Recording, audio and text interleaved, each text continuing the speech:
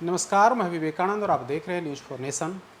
बिहार के कड़क आईएएस अफसर के पाठक की इन दिनों काफ़ी चर्चा है। चर्चा इस बात को लेकर के है कि इन्होंने सीधे तौर पर शिक्षा मंत्री चंद्रशेखर से टकराहट मोल ले ली है। के पाठक बिहार के कड़क ऑफिसर माने जाते हैं। वे किसी के दबाव में नहीं आते हैं, ईमानदार माने जाते हैं और अपने धून और काम के पक्के माने जाते हैं। नीतीश सरकार ने जब से के पाठक को शिक्षा विभाग का अपर मुख्य सचिव बनाया है, उसके बाद से ही कहीं न कहीं विवाद अंदर ही अंदर शुरू हो गई है। के पाठक से पहले शिक्षा मंत्री चंद्रशेखर अपनी मनमर्जी चलाते थे। वे जैसे चाहते थे उस तरीके से निर्णय लेते थे। कई निर्णय इनके विवाद में भी आए। कई बयानों के माध्यम से चंद्रशेखर विवादों में घिरे। अब जो मामला है पीत पत्र को लेकर के है।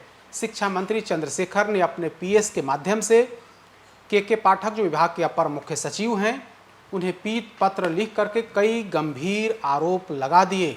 इसके बाद जो जवाब आया, के पाठक की तरफ से जो जवाब आया, उस जवाब से बिहार की राजनीति में खलबली मच गई।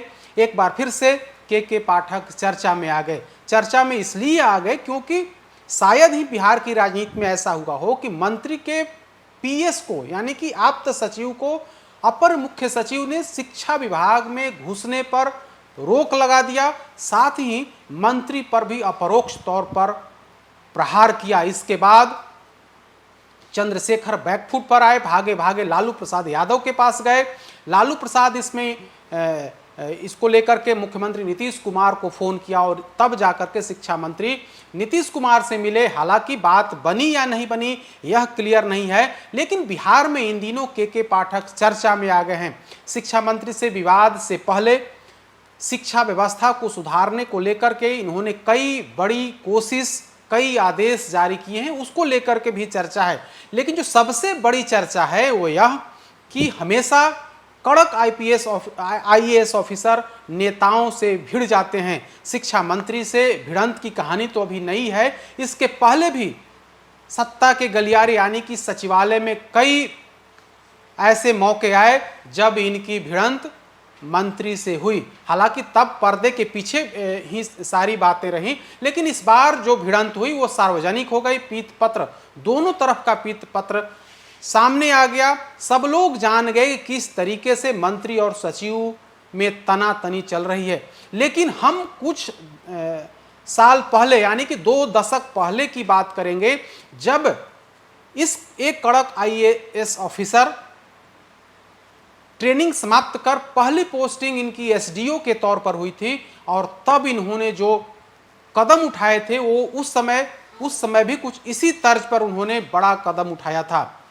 बिहार के वरिष्ठ पत्रकार सुरेंद्र किशोर हैं, वे लिखते हैं कि के पाठक जैसे अकेला नहीं बल्कि 1 दर्जन आईएएस अफसर की बिहार में जरूरत है। जरूरत इस बात के लिए है क्योंकि बिहार में सुशासन राज स्थापित करने के लिए ऐसे ऑफिसर की जरूरत है। अगर ऐसे ऑफिसर नहीं होंगे तो फिर बिहार में सुशासन राज की स्थापना नहीं हो सकती है। ऐसे में हम तमाम लोगों को के पाठक का समर्थन, उनका समर्थन जरूरी है। अगर समर्थन हम लोग देंगे तो निश्चित तौर पर बिहार में सुशासन की स्थापना हो सकती है। सरकार जो चाह रही है उसमें सफलता मिलेगी।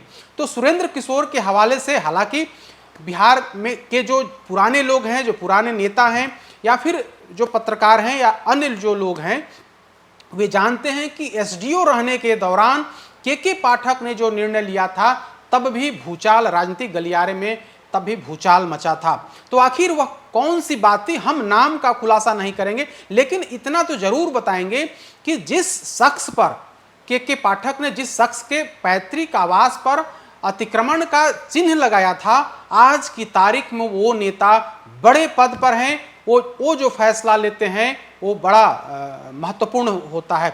तो हम नाम का खुलासा नहीं करेंगे, लेकिन इशारा जरूर बताएंगे। सुरेंद्र किशोर जो वरिष्ठ पत्रकार हैं, उन्होंने भी सधे अंदाज में यानी कि गोपनीय तौर पर ही इशारा किया और कहा है कि एसडीओ रहने के दौरान के पाठक ने वह जो कदम उठाया था, तब से ही इनकी बिहार के राजनीतिक गलियारे या फिर नौकरशाही के गलियारे में के पाठक की चर्चा होती है। तो सुरेंद्र किशोर कहते हैं कि मैं दशकों से बिहार की राजनीतिक कार्यपालिका और प्रशासनिक कार्यपालिका को दूर और करीब से देख रहा हूं। के पाठक जैसे अफसर अब विरले हैं, उनकी जुबान थोड़ी कड़ी है लेकिन काम के वे पक्के हैं। कहानी तब की है जब पाठक जी एक अनुमंडल के एसडीओ थे, यानी कि आईएएस ट्रेनिंग समाप्ति के बाद पहली पोस्टिंग जो होती है वो एसडीओ के तौर पर ही होती है। एक अनुमंडल के एसडीओ थे, उन्होंने एक सत्ताधारी नेता के पुश्तैनी घर से अतिक्रमण हटाने के लिए निशान लगवा दिया था। स्वाभाविक है कि नेताजी तब थोड़ा नाराज हुए थे, पर वही नेताजी जब और ऊंचे पद पर पहुंचे तो उन्होंने के पाठक को वहां तैनात कराया जहां जहां भ्रष्टाचार और काहिली के खिलाफ कठोर कार्रवाई की जरूरत थी, क्योंकि नेताजी भी चाहते रहे हैं कि बिहार की हालत सुधरे, बिहार में सुशासन राज स्थापित हो। आप समझ सकते हैं कि बिहार में कौन शख्स जो हैं वो हालात सुधारने की कोशिश में लगातार लगे रहे, सुशासन राज स्थापित करने की कोशिश करते रहे। तो यह वाकया पटना जिले के ही एक अनुमंडल की थी जब उन्होंने वहां पर के पाठक एसडीओ थे, और एसडीओ रहने के दौरान ही उस समय के भी बड़े नेता थे और आज भी बड़े नेता हैं, उनका जो पैतृक आवास है उस आवास को कहा था कि आपका बाउंड्री अतिक्रमण करके बनाया गया है, यहाँ तक आपने सरकारी ज़मीन या सड़क की ज़मीन पर आपने बाउंड्री करा ली है, लिहाजा आप उस बाउंड्री को हटाएं। और बाजाप्ता एसडीओ ने सीओ से नापी करा करके वहाँ पर चिन्ह लगा दिया था और कहा था कि आप इसे तत्काल हटा लें। तब यह मामला भी काफ़ी चर्चा में आया था। पर्दे के पीछे से ही हम आपको बता रहे हैं कि आखिर वे कौन नेता थे।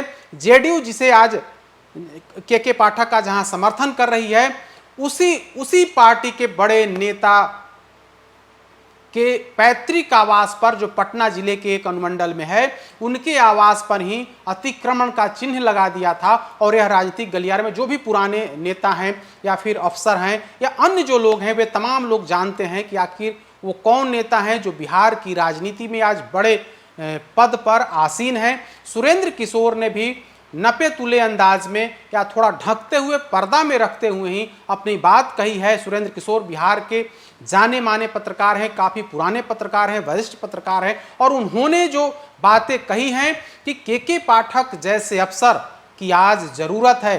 वे किसी के सामने झुकते नहीं हैं, जो नियम सम्मत काम होता है वो करते हैं, और इन्हें गलत को गलत कहने की इनमें मादा है। तो ऐसी स्थिति में बिहार में दर्जन भर के पाठक जैसे आईएएस अफसर की जरूरत है। वैसा अफसर जो किसी बड़ा नेता भी अगर कोई गलत कर रहा हो तो उस पर कार्रवाई करने से नहीं हिचके।